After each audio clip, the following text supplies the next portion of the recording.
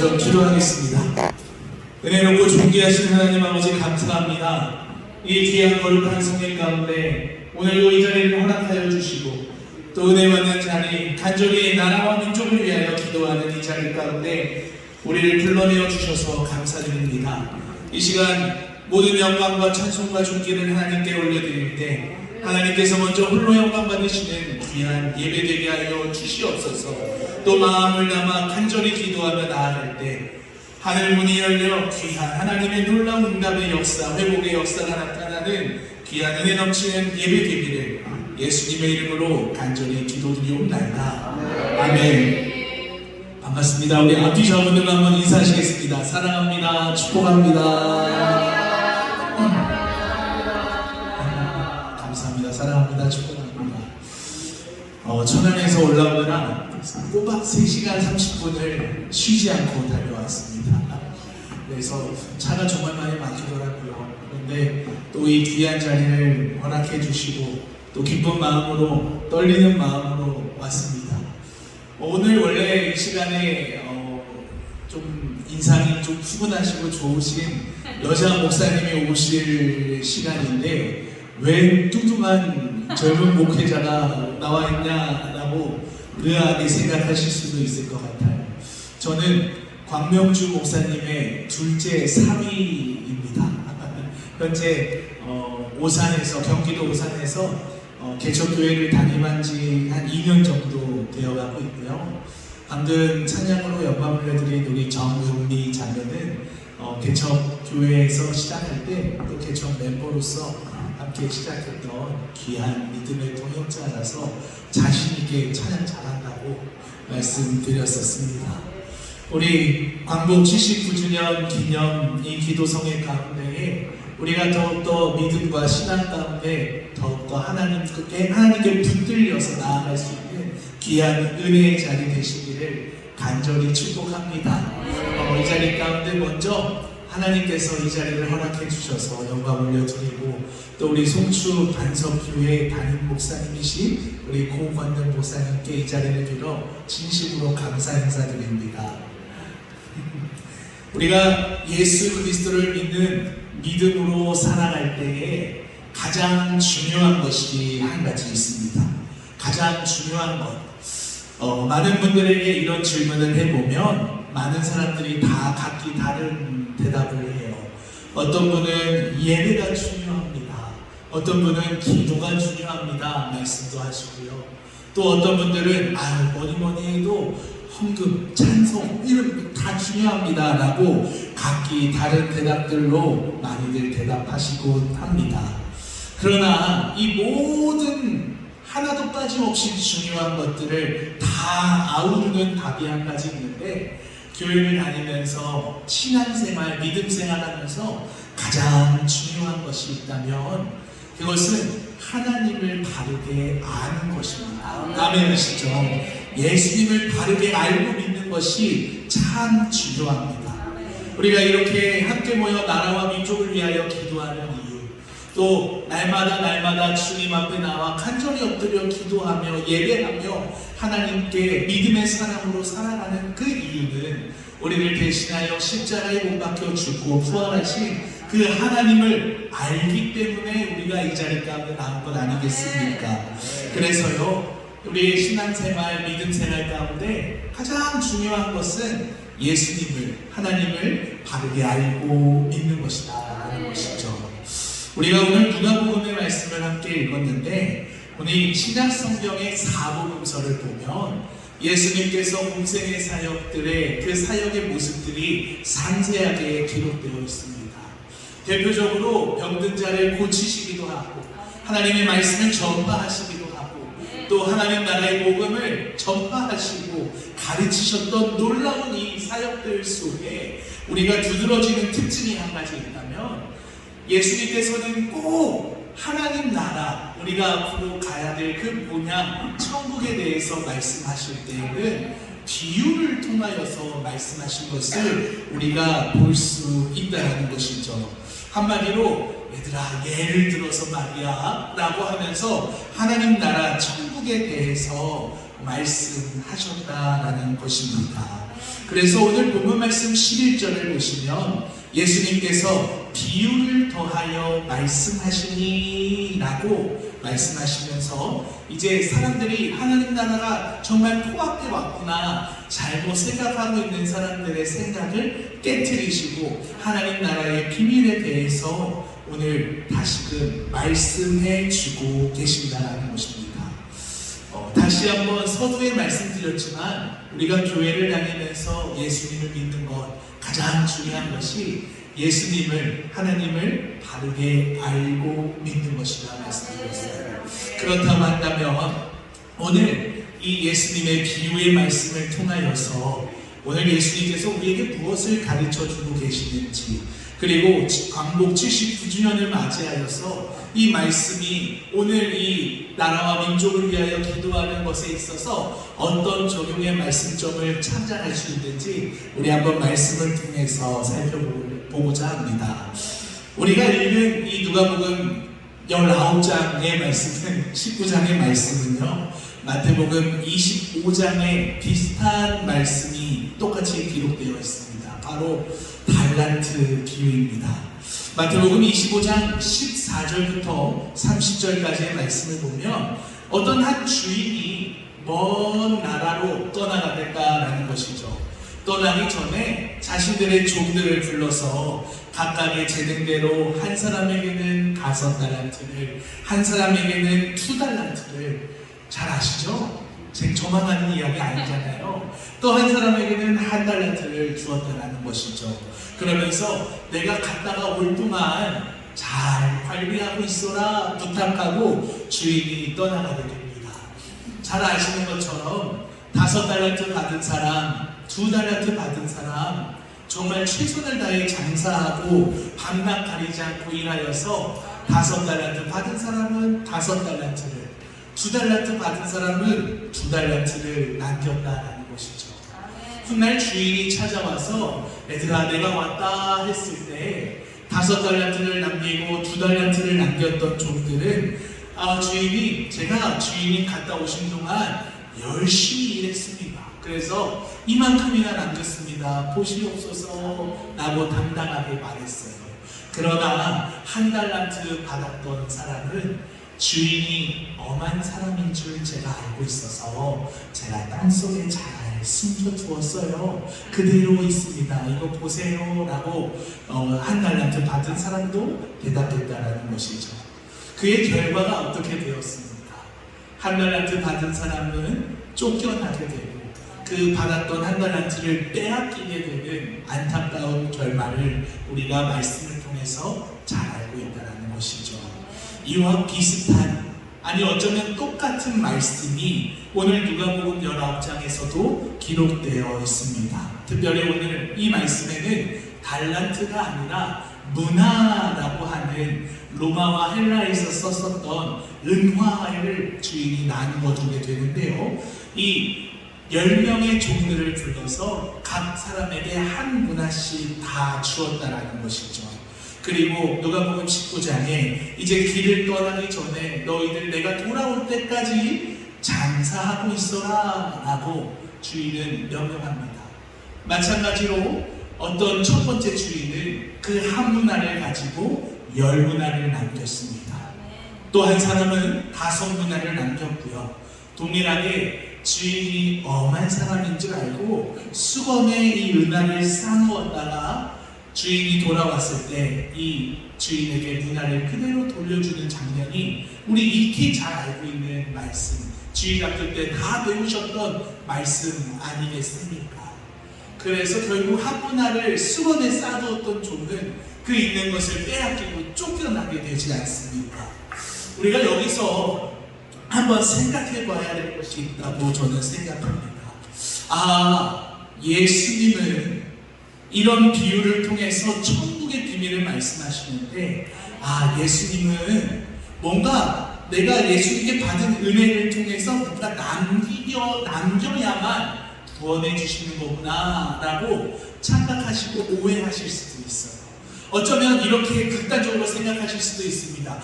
예수님 참 계산적이신 분이시네. 아니 열심히 살다가 보면 마음 먹은 대로 안 돼서 열매 못 맺을 수도 있잖아 라고 생각하실 수도 있다라는 것이죠. 뭐 이 말도 맞고 저 말도 맞겠지만 신앙생활에 가장 중요한 것이 있다면 반드시 신앙생활에는 열매 맺어야 한다는 것을 가르치시는 것 아니겠습니까? 마가복음 11장 12절부터 14절의 말씀을 보시면 예수님께서 이제 곧 골고다 언덕에 올라가시기 전에 한 무화과 나무를 저주하는 사건이 있어요. 기록되어 있습니다. 그런데 놀라운 것은 그 무화과 나무에 열매가 없어서 아유 열매가 없구나 하고 저주를 하시는데 마가복음 11장을 보시면 무화과의 철이 아니었다라고 너무 친절하게 설명해 주고 있습니다. 아니 예수님도 참 나무가 열매 맺을, 특별히 무화과가 열매 맺을 계절이 아닌데 그래서 열매가 없을 뿐인데 왜 예수님께서는 이 무화과 나무를 저주하시고 말라 비틀어지게 했을까라는 것에 대해서 우리가 잠시 한번 생각해 보아야 한다는 것이죠. 마치 5달란트 받은 종이 5달란트를 남겼던 것처럼, 그러나 1달란트 받았던 종은 아무것도 하고 있지 않다가 그것마저 빼앗기고 이를 갈며 쫓겨났던 것처럼 예수님께서는 신앙생활을 통하여서 반드시 열매 맺는 것을 기다리시고 기뻐하신다라는 것을 우리가 알 수 있다는 것이죠. 이걸 반대로 말하면 신앙생활 가운데 열매가 없는 것을 예수님께서는 가장 싫어하시고 기뻐하지 않는다라는 것입니다. 우리 앞서 우리 담임 목사님이신 고권능 목사님께서 우리 광복 79주년 가운데에 이 일제강점기를 앞두고 민족의 해방을 위하여 밤낮 가리지 않고 눈물로 기도했었던 그 믿음의 선배들에 대해서 잠시 지나가듯이 말씀해 주셨어요.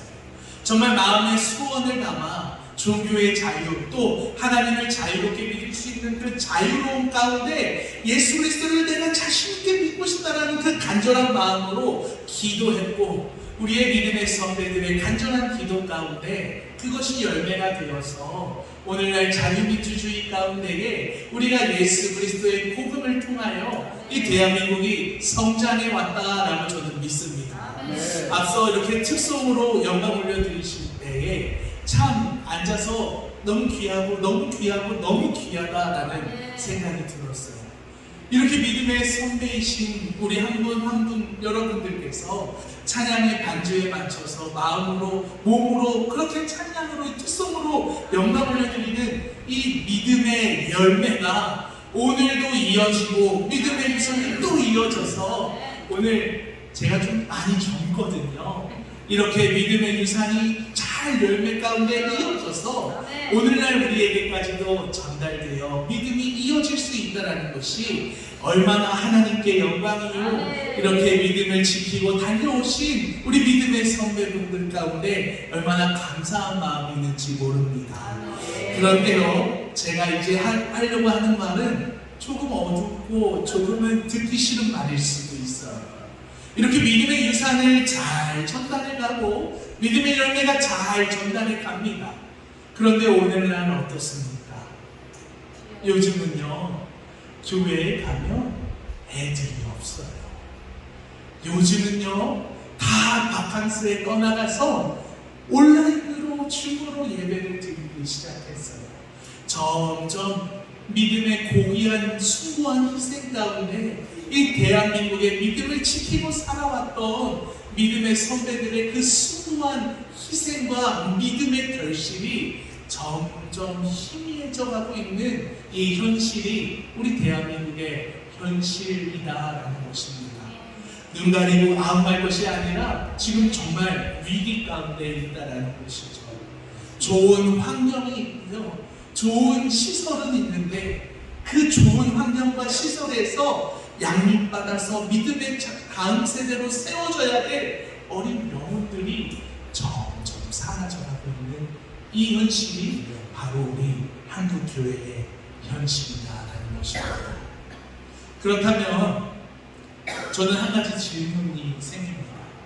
아니 믿음의 유산을 이렇게 수고한 희생 가운데 간절한 기도 가운데 이어오셨는데 오늘 왜 이런 믿음의 유산이 오늘날에는 제대로 이어져가고 있는 것 같지 않아 보이는지에 대해서 생각해 보게 되었다라는 것이죠. 오늘 본문 말씀을 한번 보시면 17절에 돌아온 주인이 10문화를 남긴 종에게 이렇게 말씀합니다. 주인이 이르되 잘하였다 착한 종이여, 내가 지극히 작은 것에 충성하였으니 10고을 권세를 차지하라 하고. 아멘. 저는 궁금했어요. 잘하였다. 잘한 건 알겠어요. 한 문화를 10문화로 만들었으니까 누가 봐도 이건 잘한 것 같아요. 그런데 오늘 예수님께서의 이 비유 가운데 너는 참 착하구나, 넌 착한 종이다 라고 말씀하시는 것에 의문이 들었다라는 것이죠. 아니 잘하면 잘한 거지, 10개 남겼으면 넌 남긴 거지, 왜 착하기까지 하다고 말씀하시는지를 우리가 한번 살펴보려고 합니다.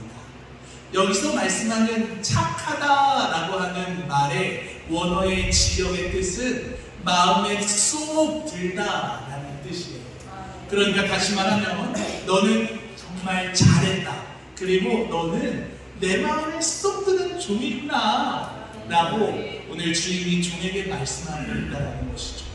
왜 믿음의 유산이 그렇게 전달되지 아니하고 점점 희미해져 가고 있을까요?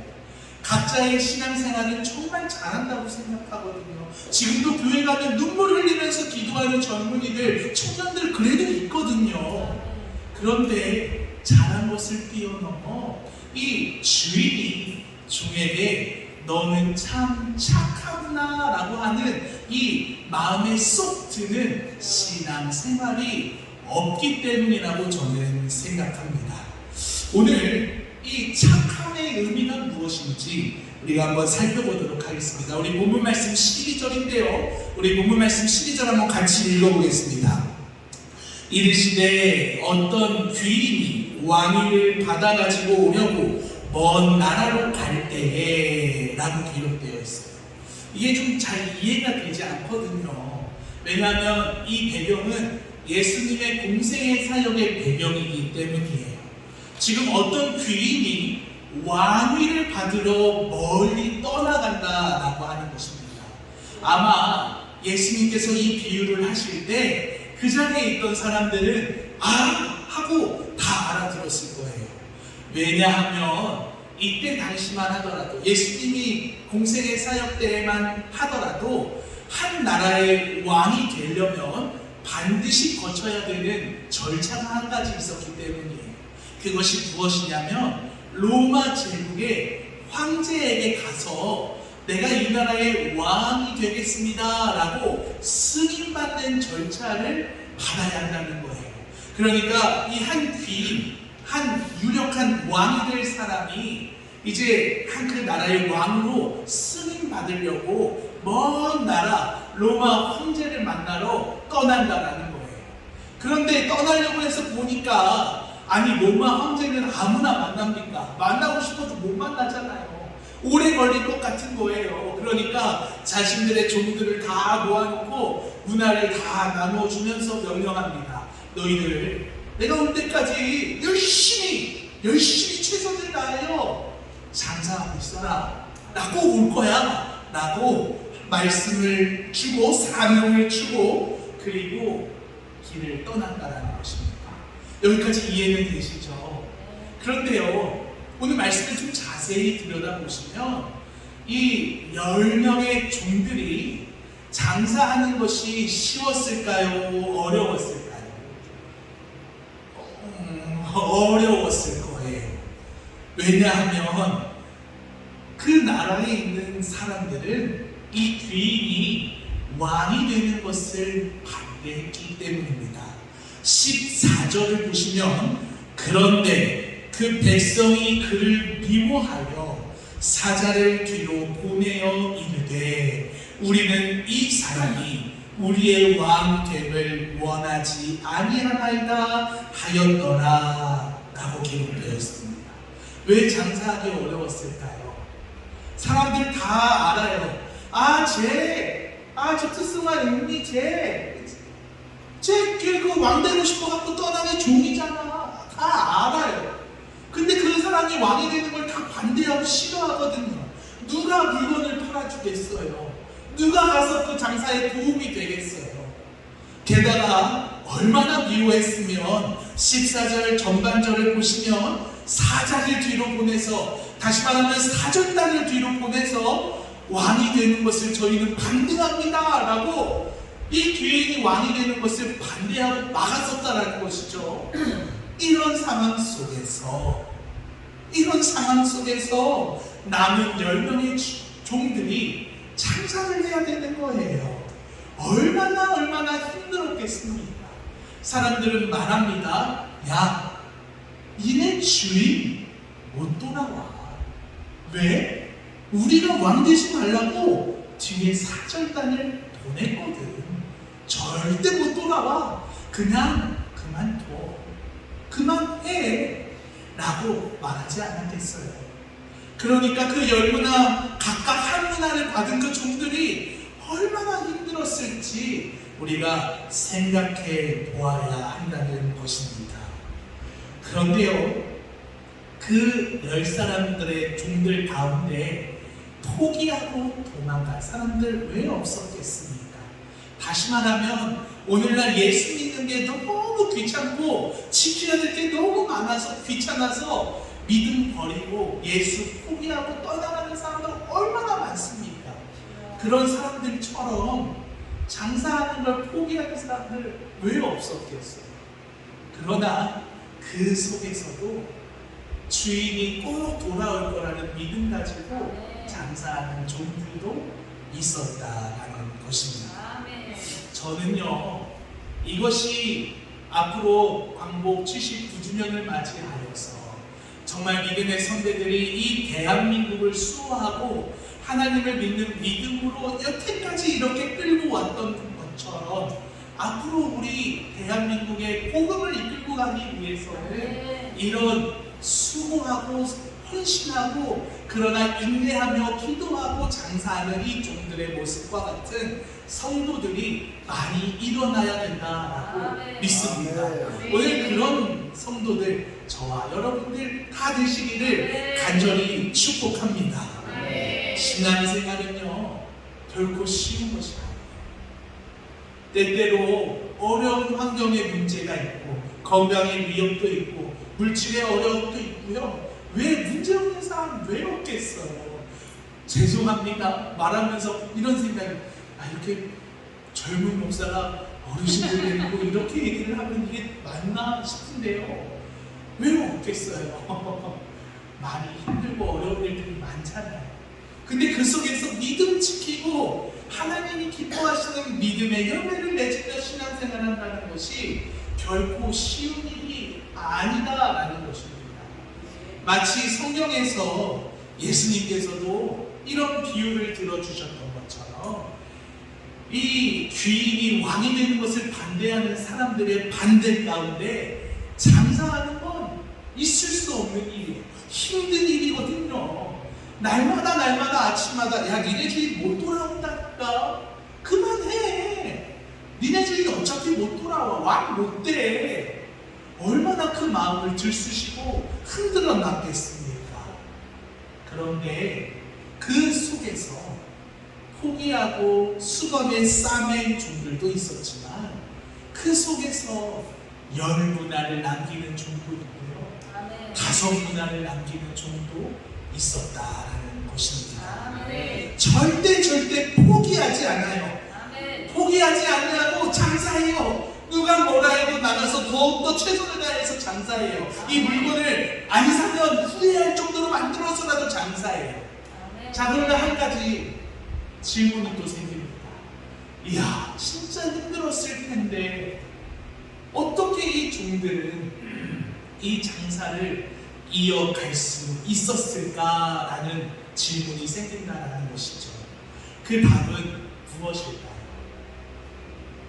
내일 아침 장사를 준비하면서 우리 주인은 꼭 돌아올 거야. 우리 주인은 꼭 왕으로 오실 거야. 나는 믿어.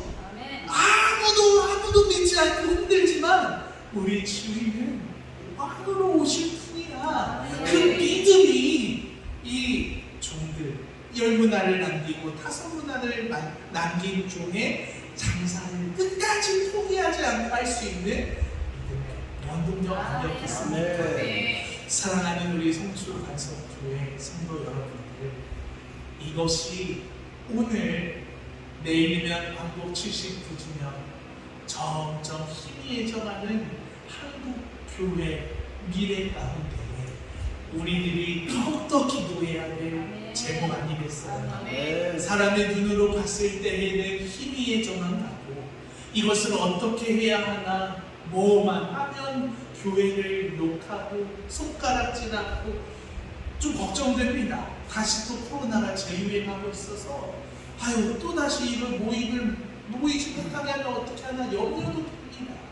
그럼에도 불구하고 우리가 이 자리에 모여서 함께 예배드리고 있을 때 우리가 기도해야 될 것, 왕은 반드시 돌아온다라는 이 믿음 붙들고 우리의 믿음의 유산, 우리의 이 대한민국이라는 나라를 이렇게까지 성장시켜 주시고 지금까지 인도해 주신 하나님의 그 은혜 붙들고 우리가 반드시 믿음의 유산을 물려줘야 될 사명 있는 것 아니겠습니까?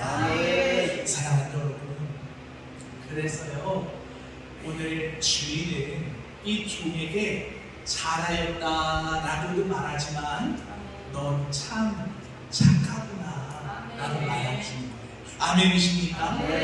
왜 착하다 말하는지 이제 아시겠어요? 너 진짜 힘들었겠구나, 포기하고 싶었겠구나. 그런데 그럼에도 불구하고 내가 왕으로 올 것을 너가 알고 믿고 이렇게 인내해서 많은 것을 남겼던 너의 그 믿음이 넌 참 착하구나, 내 마음에 쏙 들구나 하신 이 주인의 말처럼 오늘 예수님께 우리가 이런 말씀 듣고 나아가야 되는 것 아니겠습니까?